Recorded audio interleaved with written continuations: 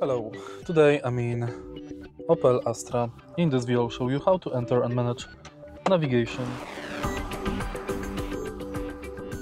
To enter navigation, take a look at the screen display and tap navigation button.